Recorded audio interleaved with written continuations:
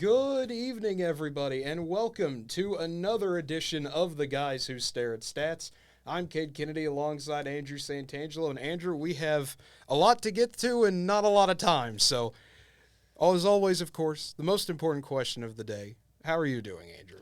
I'm doing all right. Pretty busy, homecoming week here. GAC opens up playoffs here tomorrow night, so just trying to get everything done here before the weekend. Yeah, it is a busy time. I mean, we've got a whole lot going on around campus, so let's just get right into it. Obviously, the big story of last night, the Phillies going out and dropping a whole touchdown on the Astros, a big game. I mean, homers everywhere. Harper, setting the tone to start the game with a home run to make it 2-0. Just a all-around just blowout win for Philadelphia, exactly what you wanted to do when you get home. Absolutely. And obviously, everybody's going to look at the Harper home run, but I'm going to take it a half inning further. I think Nick Castellanos sets the tone with something out of the ordinary for himself instead of as bad as defense. I mean, if Altuve drops in a single or if he dives and that ball gets by him, this whole game could be different. Instead, he makes a fantastic sliding, diving catch, gets the crowd going, first pitch into the game, more than they already were. And then Harper takes care of business, obviously, like you said, at the plate. So, I think, all around fantastic game. 5 home runs. You're probably not going to lose many games when you hit 5 home runs. You figure at least somebody's going to be on for one of them. And, get some runs. And that was the recipe last night. I think we'll see how Houston answers back. But, no, just a fantastic evening for the Phillies. And hopefully we're able to take care of business the last 2 at home.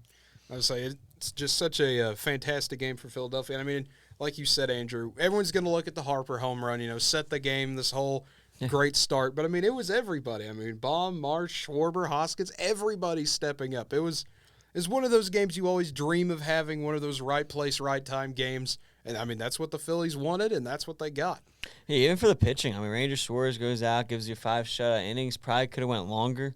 But you get the lead, you pull him, keep his pitch count low. That way you can maybe use him out of the bullpen, or if things go crazy and go 6 or 7 games, you can maybe have him start again later in the series. So you're able to pull him, and then you're able to use, with the 7-0 lead, you're able to use none of your top-tier bullpen arms. So, just everything went right for the Phillies last night in that case, because now you got all your top pitchers here to go tonight and even tomorrow once you get going, and hopefully you can able to do that. And you're throwing your ace on the mound today in Aaron Nola, so Phillies are in a good spot. But let me say this, and I know we'll probably get into a quick preview here tonight, but I don't want to call it a must-win. Obviously, that'd be weird being up 2-1.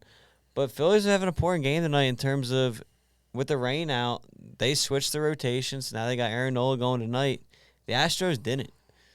So tomorrow, pitching matchups, Noah Syndergaard versus Justin Verlander. Obviously, huge advantage for the Astros on paper there. So if you go out and drop tonight's game, you're at 2-2, and then obviously, again, huge advantage on paper for the Astros there, and then you're in jeopardy at 3-2, more than ever just because of that matchup. So I think it's an extra important game for Philadelphia tonight too. It absolutely is, and that's what we're going to get into next. The Game 4 tonight at 7 o'clock. Christian Javier versus Aaron Nola on the mound there.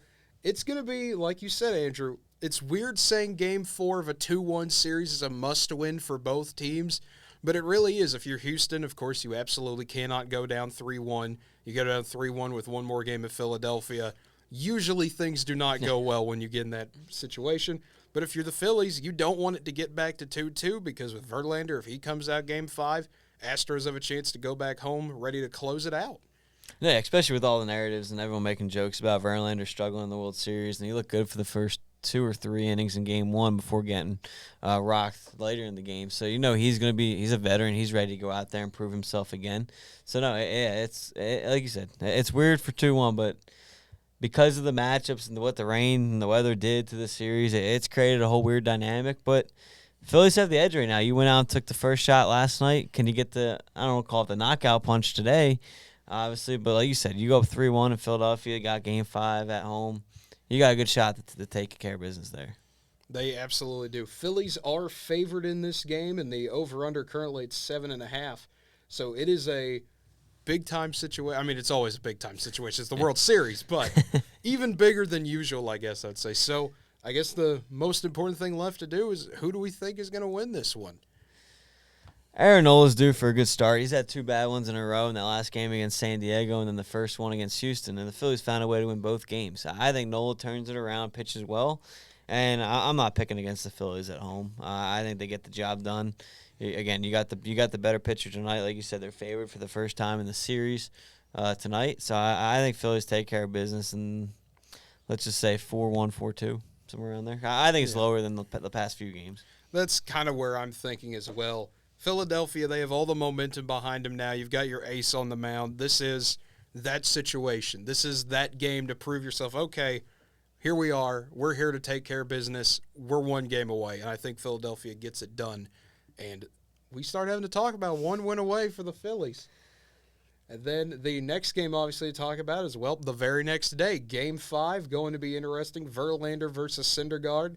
I mean, like you said, Andrew, not having to throw Noah Syndergaard in Game 3, you get that extra rest there. I mean, rest is always good, I would think, in this situation. Get that rain helping you there. You go not the home field advantage, but the home sky advantage, I guess you could say. Mother Nature helping out. But in this one, obviously, we don't have a favorite or anything yet because I'm sure Vegas wants to see how tonight goes before they make a prediction on this one. We do not have that luxury, so Andrew, do the Phillies, we both think they'll win tonight, if they go up 3-1, do we think that Philadelphia closes it out here? Again, I think it's a big advantage here for Houston. Phillies would probably throw Syndergaard for 3 innings before moving on, go to a bullpen game. I said Phillies in 6 to start the series. I'm going to stick with that, unfortunately, here. I think Houston would take Game 5 and extend the series with Verlander on the mound. I don't know. I just have I get the numbers, and it's always fun to say Verlander's 0-7 in the World Series, blah blah blah. But at some point, that's going to turn for you, especially a great pitcher like that. I think he gets it done in Game 5. I think so too. It's one of those that, as much fun as it would be to keep the meme going of if he goes 0-8 or something like that. Oh my goodness, they threw him twice, and oof. This is a big oof situation, I guess is the best way to describe it. Especially if you can make fun of him losing to Syndergaard. Yeah, especially that. But, man, it is going to be a wild time. But I said Phillies in 7. I'm going to stand by that because I have no reason to change my pick yet, unless, of course, the Phillies win in Game 5 and be like, of course, we said that was going to happen. But I'll go back and watch it. Yeah, we said 5. We said 5. I'll go back and edit it. I think the Phillies will win at 5, something along those lines. But it'll be a fun time for sure at Citizens Bank Park. But that brings us to the NFL. Going to be another crazy week as always, and what a shocker. Thursday night could line up as another big Philly sports weekend. It feels like we've said that a lot on the show the past few weeks. Good time. Because the Eagles are going to the Texans on Amazon Prime Thursday night football. Eagles are 14-point favorites as they continue their quest to move on to 8-0. Yeah, I don't think the Eagles lose this game. I mean, I always have a hard time saying you're going to cover 14 points on the road. I get it. The Eagles are a lot better than the Texans, but in the end, I mean, it's still NFL teams. I think Eagles go out, win, I'd say probably 10, 11 points in this game. And they extend it to 8-0. Tough week for Houston continues. But like you said, fun time. Phillies World Series. Eagles get this game, hopefully, and Major League Soccer Cup Saturday night, Union and I think the LA Galaxy or something like that. Yeah, so it's a good time to be a Philadelphia sports fan. Well, hey, I was joking about it. If Phillies go 6, you get 2 professional championships Saturday night for the city of Philadelphia. That'd be wild in itself. But it would. No, again, I mean Texans. Cooks is all mad now because he didn't get dealt at the deadline, so that's a mess in the situation itself. I do like Pierce, though. I think as a running back, I think he's got a great future ahead of him as a rookie, and he'll get some good carries and stuff. But now Eagles win this game. Yeah, as much fun as it is sometimes watching the Texans attempt to hang around with someone way longer than we think they should, that's not going to happen here. I think that it's going to be the Eagles just taking it. It's going to be closer than everyone thinks for the first half. That's how all these Texans games seem to go. Everyone will go, oh, hey, look, anything could happen. And then Jalen Hurts will make a big play or something will go wrong for Houston, and the Eagles will take advantage of it. Philadelphia will win this game. The next one here, the Chargers and the Falcons. You heard that right. The Falcons, they're 4-4. They're 3-1 at home, and they're first place in the NFC South. That's a sentence I really never thought I would say this year, but here we are. The Falcons and the Chargers, both with 4 wins playing against each other. Chargers are a 3-point favorite, though, going on the road to take on Atlanta. Yeah, I like the Falcons in this game. They've been taking care of business at home. They're finding ways to win games late. I know they got lucky with Carolina missing the field goal and an extra point last week, but in the end, they found a way to win. I'm pretty sure Cordell Patterson got activated off the IL this week. He's still a game time decision, but I think he's going to get I don't think he'll be his normal full game self, but I think he'll get some carries. That's going to be a huge rejuvenation for that team and for a 4-4 team. And I mean, listen, Chargers, I think they're a good team and everything, but they haven't been playing to, I think, their full expectations this year. So give me the Falcons at home. As much fun as it was watching that Falcons-Panthers game for, every once in a while as a Panthers fan, it was fun until, Eddie Pinheiro kind of forgot what he was doing out there, which, kickers, that's never a fun situation. It was fun because I was up here working on stuff. Let me say it that way. Coming home expecting to know the game was over, to see it in overtime, I was thrilled.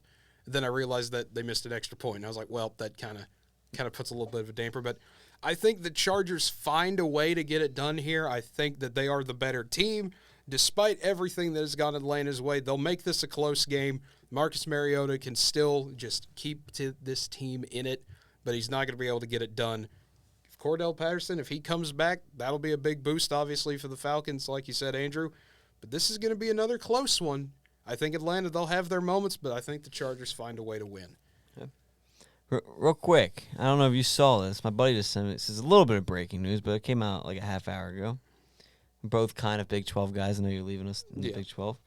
But did you see Gonzaga is in talks of joining the Big 12? I did not see that. That would be, everyone jokes about them not having a conference. That'd be a good conference schedule. That'd be kind of crazy. Yeah, we might add that on to the end of the show then, I guess. I'll leave it up. Yeah, so if we can get some more developing news on that, we might cover that before we get out of here. But the next one here to talk about, the Dolphins and the, renovated Chicago Bears. I don't know the best way you want to put that. They have Chase Claypool now. They acquired him in the trade from Pittsburgh. You got another weapon to throw to if you're Justin Fields. That's always a good thing to see. Can the Bears keep it competitive? They're 5-point underdogs at home against Miami. Yeah, I think they keep it competitive. I like the running back combination in Montgomery and Herbert. Mooney's a pretty good receiver, and like you said, they add Claypool. I don't think that's going to be enough to beat this Dolphins team. They look really good with Tua coming back. They're finding ways to win. I think Tua is going to be too much in the end for Chicago, but I think they do keep it close. But give me the Dolphins by 3. To me, this is one of those. The Bears are a team that every single week I look at them, I see something different from, and I don't know if I'm learning or not watching them. They're one of those teams, okay, they beat the Patriots. They start, okay, they're putting this together. Yeah. Yes, the Patriots didn't have a good week, but, hey, that's the Bears defense doing what they should be doing. And then you go and turn around and have the exact opposite result against Dallas. You get beat 49-29. We'll see what the Bears do getting back home. I think, like you said, Andrew, they'll keep it close, but I still think Miami takes it. Miami, I still think they're that team of destiny. I think Tua's injury, of course, changed things a little bit. But something about this Dolphins team, I just like them. I don't know what it is, but they just look like a fun team, and I still think they're one of those sleeper teams you got to keep an eye on. That they're not there. They're not Buffalo level. They're not Kansas City level. But if you give them a shot, they can make it a game with anybody. Oh, we got receivers like Hill and Waddle. That just makes you a fun offense already with Tua throwing you. Yeah, it'll be absolutely fun. The next one here, Green Bay taking on Detroit. Detroit, 3.5-point underdogs, and it's going to be another adventure. The Packers, 3-5. I did not think we'd be talking about a 3-5 Packers team this year. Aaron Rodgers listed as questionable for this game. Meanwhile, the Lions, they came off a tight game with Miami. Just once again, the Lions find another way to keep it close, but not able to get the job done. Big division game, though, for both of these teams. Still trying to chase Minnesota. Well, Detroit's not doing much chasing because, as you can see, they don't have a receiving yard leader. They're doing some chasing. They're just going the opposite direction. That's because they made a very I'm not saying it's weird they traded T.J. Hawkinson, but to trade him inside your division to the Vikings, what a pickup for Minnesota, though.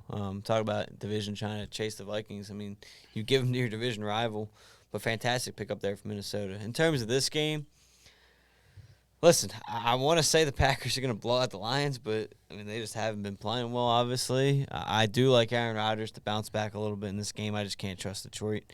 So give me the Packers by a touchdown. All right. I think the Packers find a way to win this one as well. Also, we got our chatter mentioning, congratulations, Andrew. Your name is in the paper for something about basketball seating earlier today. So, hooray. Your name is in the – good job, Andrew. Minor celebrity Andrew over here. That's probably season tickets there. Yeah, that's probably season tickets. So, always a good time to see someone's name mentioned. Yeah, you just got to plug that. You know, just have a Northwestern press release. And then also, by the way, Andrew also appears. Contact our assistant athletic director and his show that he also contributes to. But the Bills taking on the Jets here in this one. Bills 12.5-point favorites, and it's going to be a slightly improved Bills offense, making some trades as well, always improving. The Jets, they're coming off a game that I really thought that they would play better in against the Patriots. You get that 22-17 loss. I thought the Jets would play a little bit better than that. They had moments where I thought they could win, but they just let that one slip out of their hands. Yeah, they should have. I mean, they build their team off defense. You saw it in that Patriots game. They struggled mightily offensively. They went out to that 10-0 lead. Defense kind of kept them in the game for a while, but they just couldn't do enough offensively to kind of put that final punch to the Patriots, and they were able to come back and win that game. So, I don't know. I think Jets might have an answer for Allen a little bit early in the game, but, I mean, Bills are going to take over there and make changes to get the run game going with Singletary and then Allen and Diggs will do their thing. I do think Jets cover, though. I will say that, but give me the Bills by 7 to 10 points. Yeah, the Jets, we've talked about it, Andrew, the home field disadvantage, mainly for more of a playoff thing, and it impacts the Jets as well. They're 1-3 at home this season. Make it 1-4. I think the Bills find a way to get it done. It's the Bills. That's all you got to say about half their games. It's the Bills. Look at all the talent they have on that field. The next one here, the Vikings taking on the Commanders. A lot going on with the Commanders this week. You've got Dan Snyder. We've seen maybe he'll sell the team, maybe he won't. That seems more and more likely by the minute as we're doing our show today. I saw something before we got on the air possibly about him getting possibly asked by the FBI or something, or somebody's coming down on Snyder. So a lot going on. It seems like the world's starting to close in on him. But for the Commanders, they're just sitting pretty at 4-4, just trying to find a way to get in. But Minnesota, 6-1, they're on a roll. They are miles and miles ahead of everybody in the NFC North. And the Vikings are 3.5-point favorites here against the Commanders. Yeah, I think Washington, they're doing, I mean, usually I'd buy into a little bit of a distraction there with the Snyder stuff, but, I mean, it's been going on for so long. They've obviously clearly pushed it to the side. I don't think it's going to be much of an effect at this point. The big thing is, I don't think, I mean, that Washington defense isn't bad, though. We'll see what they can do against Dalvin Cook, Justin Jefferson, and Kirk Cousins. But in the end, I think the Vikings are going to be too much. I mean, that offense is a lot better than Washington's offense. Defenses are pretty close. So give me the Vikings. I'll say 21-10. Yeah, Minnesota's going to win this game. I think the Commanders will put up a fight for a little bit. Heineke, I mean, I always like Taylor Heineke. I think he's a fun quarterback to watch. He's not always the best, but, hey, it's hard to win with your Washington. That's just something that they've always struggled with. It's just really – it's just one of those weird teams, man. I don't know what's always been wrong with the Commanders. Maybe when Snyder gets ousted, they'll find a way, but – like you said, Andrew, with all the distractions and stuff, it's not that much like we thought it would be. I mean, like you said, Dan Snyder, this has been going on forever now, but it still won't matter. The Vikings are going to get the win here. Seahawks taking on the Cardinals. We have a new team of destiny out of the NFC. The Seahawks are 5-3. They beat the Giants. They're beating teams that no one thought they would at the beginning of the year. Geno Smith might actually be a better quarterback than Kyler Murray when you look at the stats so far this season. I mean, Geno 13-3, Kyler 10-6, obviously similar yardage-wise. Seahawks are 2-point underdogs in this one. Cardinals at home. They got their first home win last time they were at home. So can Seattle go on the road and do it again? Can they? Absolutely. I think they're going to be this game is going to be one of the better ones on Sunday. I think it's going to be a battle back and forth. However, in the end, I think Arizona gets it done. I think Kyler Murray is able to get the job done. They get a big boost back with James Conner supposed to be playing this weekend, so you finally get him, Hopkins, and Murray all together. Obviously, you traded for Anderson, and he's going. Hopefully, you can get Brown here back in a few weeks and get your true offense back. Because, I mean, you win this game, you're right back in the division race with all the other teams struggling. So I think Arizona takes care of business. To me, this is one of those that I think we're going to get the shootout that I thought we would see last time. That being said, however, Arizona, they have the weapons, like you said, Andrew, getting James Conner back. Something about this game tells me Seattle will still find a way to win. They have that confidence. They know they shut them down. Obviously a different team then, but they have that mentality of knowing what they can do. I think Seattle finds a way to win this game, and we're talking about, Seattle maybe starting to run away with the NFC West. A team everyone thought would be in a rebuild, just keep finding ways to win. Yeah, it very well could happen. But speaking of the NFC West, that's where the Rams play. They're going across the country to take on Tampa Bay. The Buccaneers, 3-point favorites in two teams that people really thought would be over 500 right now, but both teams struggling. Yeah, this is hard to pick because of how bad both teams are struggling. Now you don't know what the case is with Cooper Kupp. He's questionable. He probably shouldn't have even been in the game at the end there. Sean McVay even talked about the regrets of keeping him in that game before he goes down, so we'll see if he's able to go. I like Tampa Bay to end their losing streak here. I think both Brady and Rodgers bring an end to that losing streak, and two struggling teams. It should be. I don't know what to expect. Is this the one, before the year you circle, okay, this is going to be a very entertaining game. Stafford versus Brady's defending Super Bowl champions going against them and everything. And then it's like, wait a minute. These two teams are struggling. It's going to be maybe an entertaining game for the opposite reason because of how bad these teams are struggling. It's going to be funny. Yeah, honestly, this is going to be one of those that you might tune in for the comedic factor of this one. This, honestly, will be a weird game. I really don't know. I think Tampa Bay finds a way to win, but, man, this is going to be an ugly game for reasons that no one can really explain, it feels like. I mean, you can look at it and say, well, I mean, obviously, where's the talent at? Tampa Bay's had problems. The Rams have had problems. But at the same time, you just don't think about that. These are two teams that should be better than they look. Absolutely, no question. The next one here, the Titans taking on the Chiefs, the big Sunday night game. Going to be fun there, of course. Tennessee 5-2, Kansas City 5-2. Vegas doesn't see it as a close game. They have the Chiefs as 12.5-point favorites in this one. Yeah, not that Tannehill would make a huge difference, but it almost tells me he might be out again with it being wouldn't that surprise high. me. I think Chiefs take care of business at home. It's funny. Titans, I guess maybe it was the close game to start the year. They struggled a little bit. I think they went 1-2. I feel like they're so much worse than they are. Like to see them 5-2, it's just to see them finding ways to win. It is surprising. But when you got a guy in Derrick Henry you can rely on to give you the ball, he always gives you a chance to win because you can also control the clock that way. And that's if they're going to win this game, that's what they're going to have to do is control the clock with the Derrick Henry. I don't know what I was going to say. Devin Cook. Derrick Henry. They'll have to control the clock with. But no, in the end, I think Chiefs are going to be too much and. 12.5 is entertaining because I don't think Tannehill will play as well, but I'll say 10-point game. Yeah, that's where I'm kind of thinking. I actually would look. I mean, you look at the Titans, the last 5 games they've played, 2-point win over the Raiders, touchdown win over the Colts, the 4-point win over the Commanders, 9-point win over Indy, and then the touchdown win over the Texans.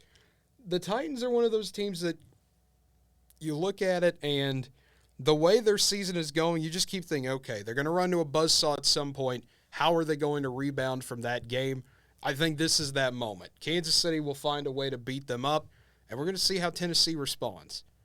Well, real quick, look at that. The Titans, I know it's only 1 point, but still, you have a 5-2 team finding ways to win, and they're averaging more points given up than points scored. That's amazing. You tell me a team's giving up more than they're scoring. You think, okay, 2-5, 3-4, something on there.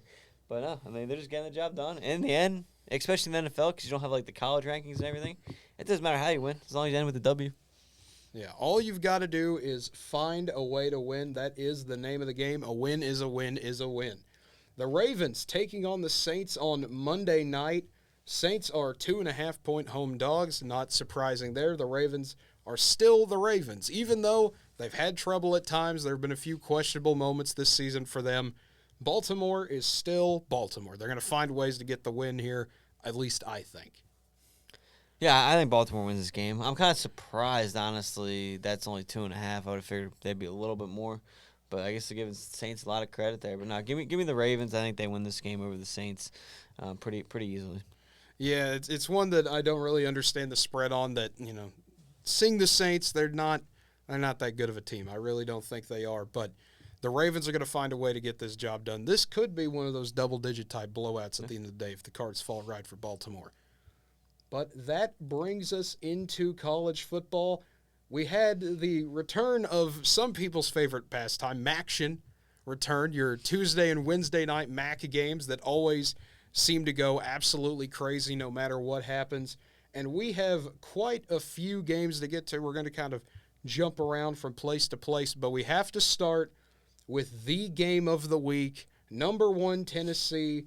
Number 3, Georgia. College football playoff rankings came out earlier yesterday, so I don't know why I said that, but we're going to act like that was completely normal because Georgia is an 8-point favorite despite Tennessee being the number 1 team. Do you see possibly that disrespect route going Georgia's way? Hey, we're number 1 in the AP poll. The committee puts us at 3. What's up with that? Can the Dogs beat Tennessee in what should be a fun game?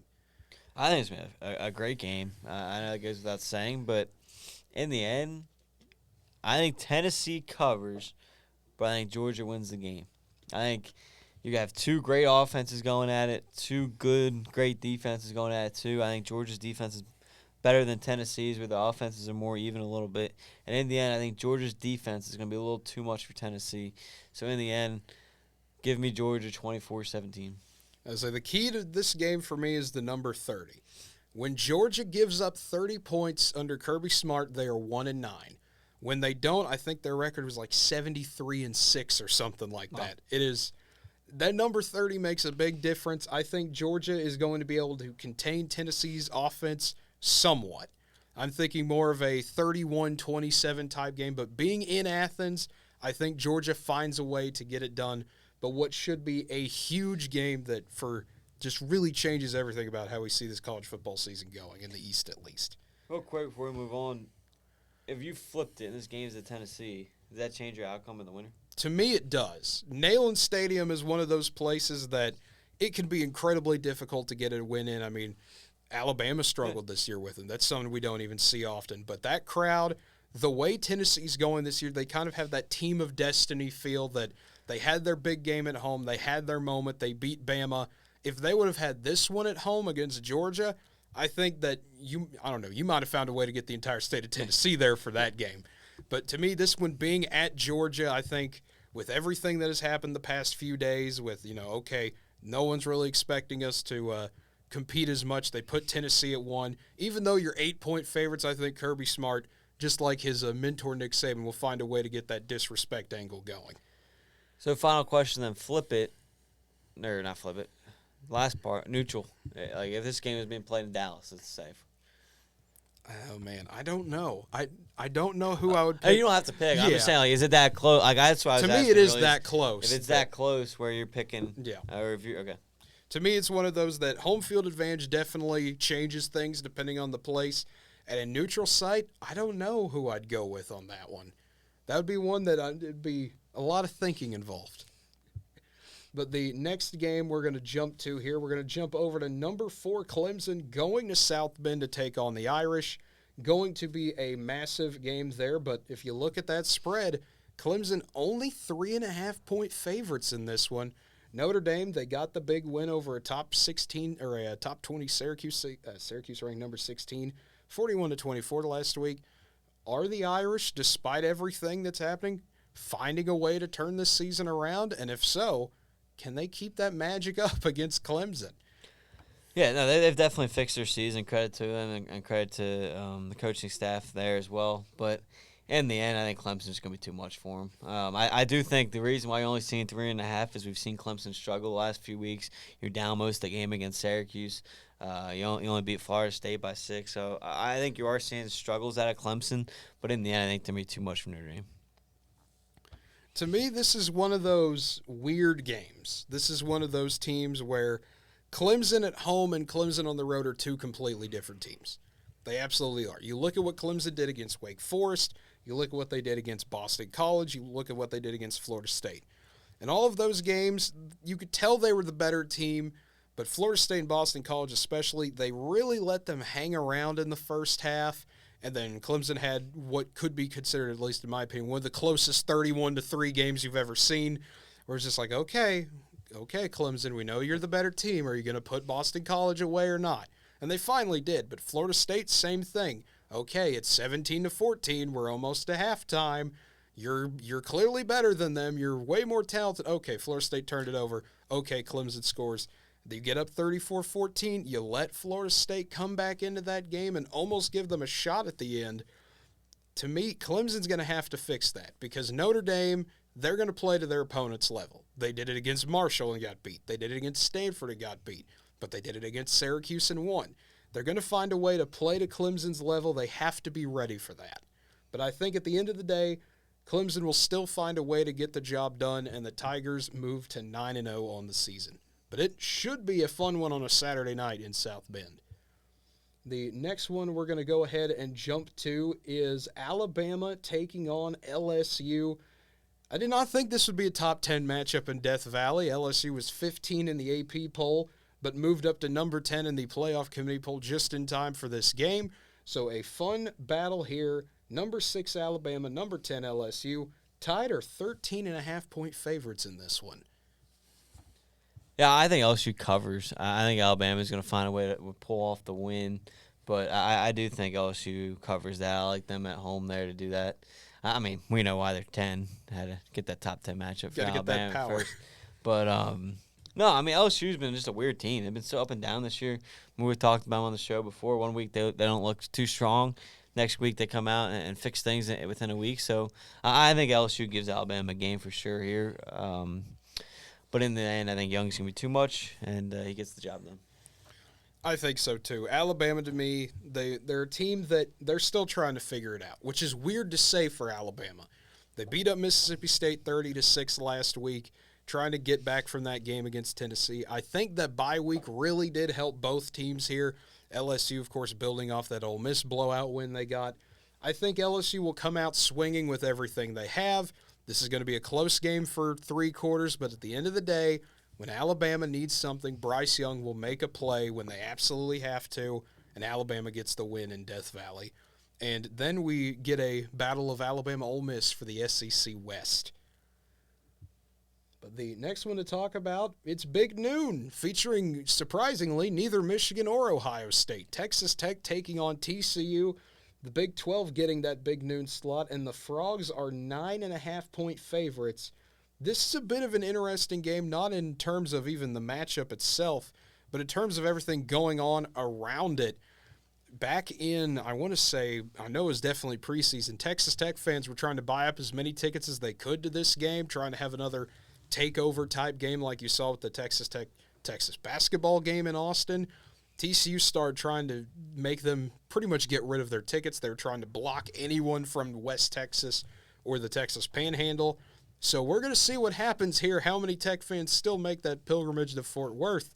And if so, can they make it a little bit more red and black than purple and white? We'll have to see. But the game on the field, the most important part, because TCU is 8-0. They're 4 games away from that undefeated regular season. Something they cannot do in 15, something they cannot do in 14 when they were in this position. Yeah, I think TCU gets the job done. They're going back home here after a tough, gritty win against West Virginia. They get the job done on the road. Now you're going home, getting your crowd behind you. I think TCU takes care of business and wins by double digits.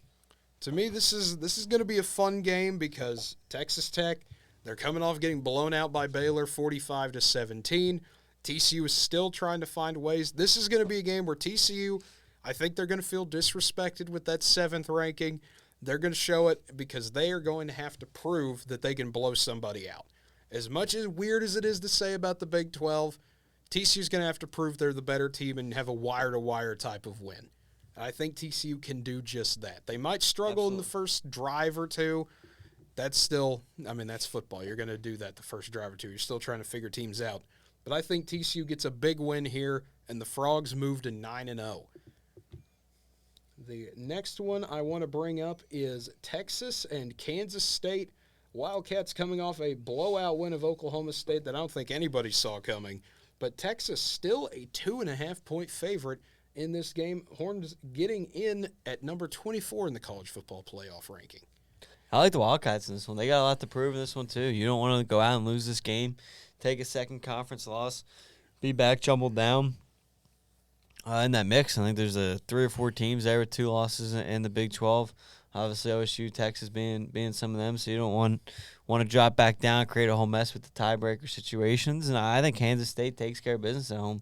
The run game's coming off a phenomenal job. Obviously, it goes without saying when you see the score, the defense played outstanding in that game, creating a couple turnovers. And I think they do the same thing to Texas in terms of that style of win. I'm not saying they're going to go out and win by 48 points, but no, I think they get the job done at home in Manhattan. And we'll say Kansas State by 7.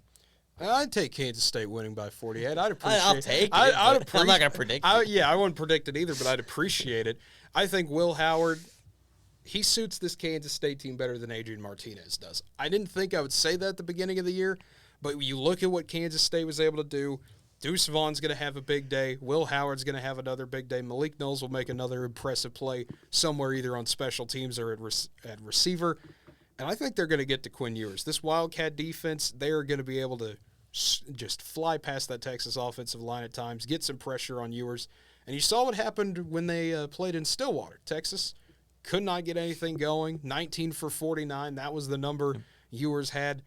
It's not going to be that bad, but it's not going to be pretty. I think Kansas State finds a way to force Texas into a lot of mistakes. I think Kansas State wins this one by double digits. All right, I'm for it. And the next one here, Oklahoma State going to Kansas. A little bit of an interesting game in that no one really knows who their quarterbacks are for this game. There have been rumors that Jalen Daniels might come back for Kansas. Jason Bean, of course, would be the starter if Daniels doesn't play. Bean's been having snaps the past few games. But Oklahoma State, at least what I've seen today, and I'm not going to say these are credible by any means, but the rumors are starting to flow that Spencer Sanders may not play in this game. You might have Gunnar Gundy starting. They're saying, hey, we want to see our other quarterbacks maybe. No one knows what is going to happen for either side here. Vegas reflects that. Oklahoma State only a 2-point favorite going to Lawrence. Yeah, I mean, you don't know what you're going to get out of this Oklahoma State team, and I've been saying it all year, and I will continue to say it. Oklahoma State lost one of, if not their biggest weapon last year when they lost Jim Knowles. I mean, I don't think people realize or give him enough credit for the job he did at OSU. I think you're seeing it with the defensive issues this year. He bailed out the offense and the team so much last year, and I think it's a huge difference this year. And I mean, you're giving up 31 points a game this year, and I mean, look what he's doing at Ohio State. He turned that defense around. That was their biggest issue last year. He's turned that defense completely around over there, and I mean, look what they did to Penn State this past week. And I mean, credit to Jim Knowles for continuing to do those things, but I think you're seeing it again, and I don't know. I mean, again, it's tough to pick when you don't know who either quarterback is, so I guess I'll stick with my team here, but I'll take Oklahoma State. But, I mean, there's not much to go off of when you don't know who the quarterback's going to be for either one, especially when you have two defenses who are struggling. You have two teams that come in dropping 2 of the last 3 games and all 3 of their last 3 games, so two struggling teams coming into this. But give me Oklahoma State to bounce back and win. Yeah, to me, this is one of those that I don't know how to predict it. I don't even know if you can realistically predict what's going to happen when you have 4 possible different quarterbacks that might be playing in this game. Yeah. I guess what I would say is that if Spencer Sanders doesn't play, regardless of who Kansas throws out there at quarterback, I think they'd win the game. If Gunnar Gundy's the quarterback for Oklahoma State, that's going to take a few drives at least to get used to. We saw, the drive against Kansas State. Everyone sees where his hands were shaking and everything. But they just did not look that functional out there. Gundy ended up becoming the leading rusher of the game for Oklahoma State. If that happens, Kansas wins. However, if Spencer Sanders comes out there and Jason Bean is out there for Kansas, I think Oklahoma State takes care of business. Just having him out there will be enough that you know what Spencer Sanders can do. You know he'll be a threat in both the pass game and the run game. Even if he's not 100%, even if he's not 75%, him still being out there is enough of a factor to get the job done for Oklahoma State. However, Jalen Daniels comes back. The same thing for Kansas, and I think being at home, that desperation, everything to try to get that 6th win, this will turn into Oklahoma State not having as much depth on defense. If Daniels comes back, I think Kansas gets the job done there. But like I said, that's 3 different predictions for 3 completely different scenarios. We'll have to see what happens when everyone steps out on the field on Saturday.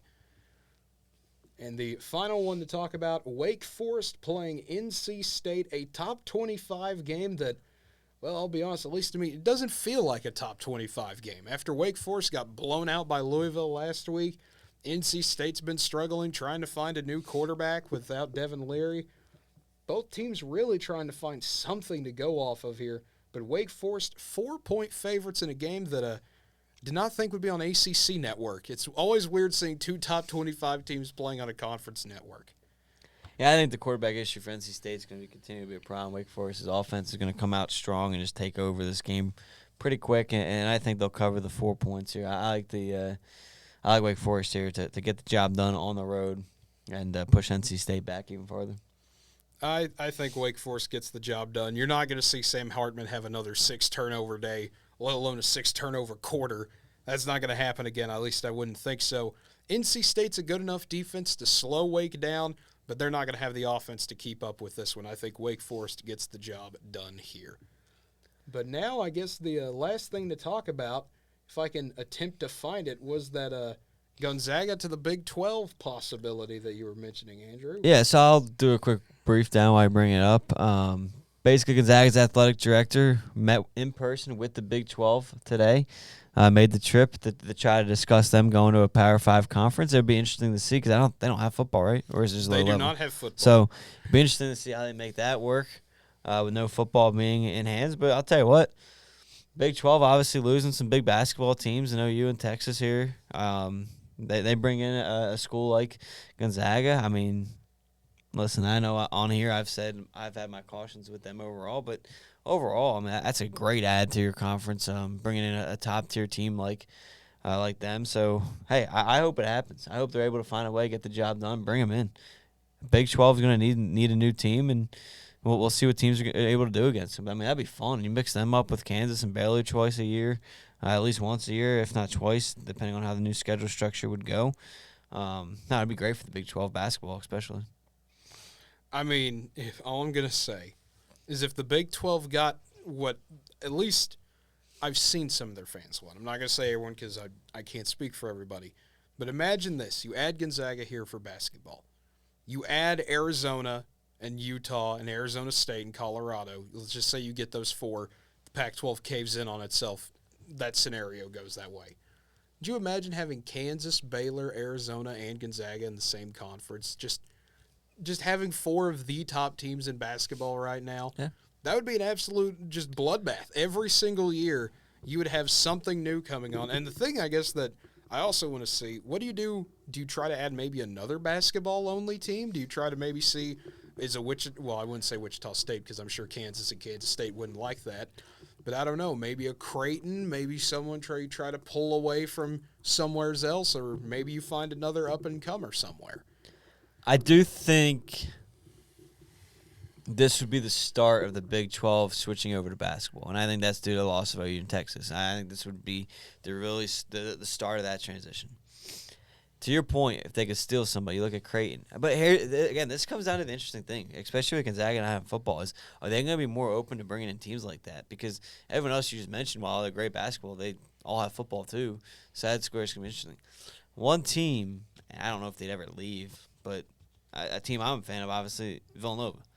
They're a school who have a football team, low-level D1, obviously, the whole thing. But they've always been trying to move up to that next level. Maybe that's their way in.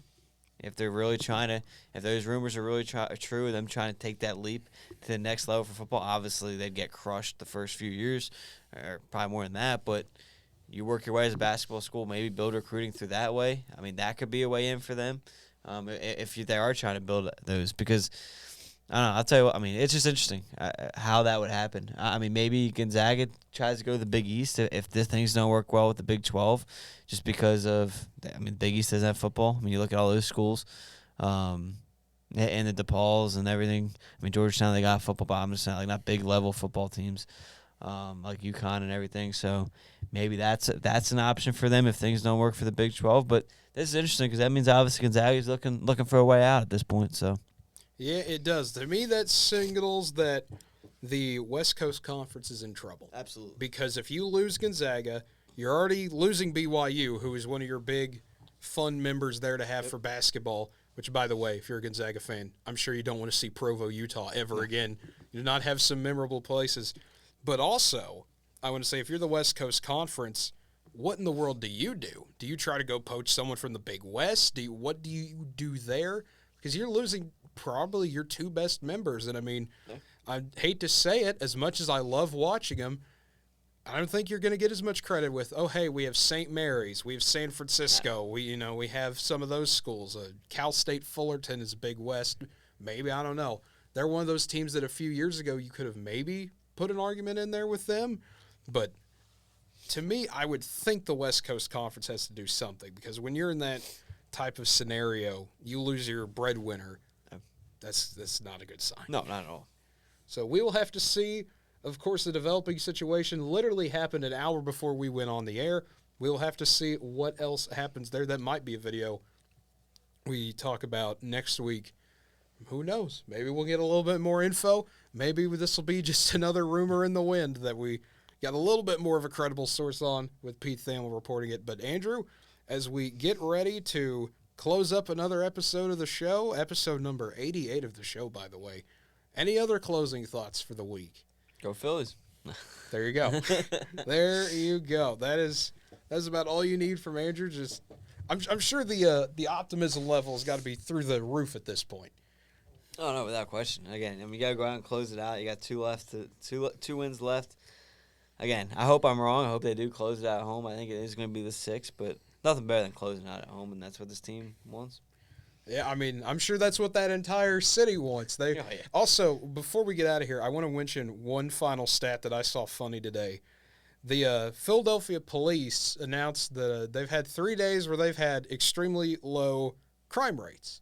Do you want to take a wild guess what 3 days those were? I saw it, so I'll let you inform me. Yeah, say the Eagles beating the Cowboys, the Phillies beating the Braves, and the Phillies going to the World Series. So all 3 of those days have officially been low crime days. So we've solved crime, everybody. Just let the Phillies win. We've solved crime. Just let Philadelphia teams win. So there you go. It's that easy.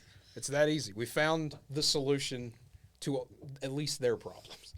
But for Andrew Santangelo, I'm Cade Kennedy. If you enjoyed what you saw today, feel free to give us a follow here on twitch.tv/NWTV7. But if you're watching this on YouTube later today, maybe Thursday, maybe Friday, maybe a few years from now, I have no idea, be sure to hit that subscribe button, like the video, and as always, follow us on Facebook, Twitter, or Instagram at NWTV7 to be notified on when we go live. Until then, have a great rest of the week, everybody.